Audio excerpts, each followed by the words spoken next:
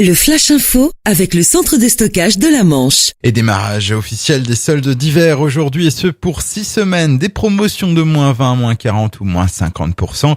Et depuis plusieurs jours, les enseignes cherbourgeoises sont en plein préparatif pour ces soldes qui débutent dans un climat incertain, marqué par les attentats et une météo particulièrement clémente. Du coup, beaucoup de stocks sont invendus. 2 jeunes mineurs de 13 ans interpellés à Granville après l'incendie au collège Malraux lundi dernier, entraînant l'évacuation de 740 élèves de l'établissement.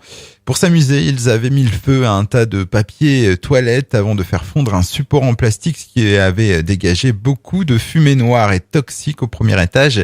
Ils sont convoqués le 3 février prochain devant le juge pour enfants. Une piétonne de 93 ans gravement blessée après avoir été renversée par une voiture en plein centre-ville de Cherbourg et alors qu'elle traversait en dehors des passages protégés. C'était lundi dernier, peu avant 19h.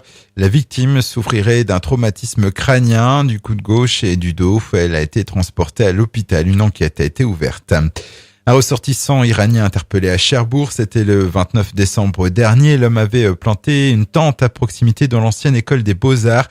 Il a expliqué être arrivé à Cherbourg quelques jours auparavant dans l'espoir de pouvoir rejoindre la Grande-Bretagne.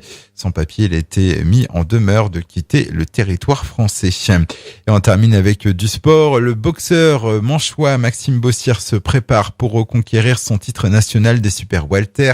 Il a repris l'entraînement depuis le début de la semaine et en fin d'année 2015, il avait dû abandonner sa ceinture pour cause de blessure. Il vise donc à présent un combat pour retrouver son titre. Ce sera début avril à Cherbourg. Le Flash Info vous a été présenté par Landra, centre de stockage de la Manche à Digulleville. Pour en savoir plus et visiter notre centre, 0810 120 172, coup d'un appel local.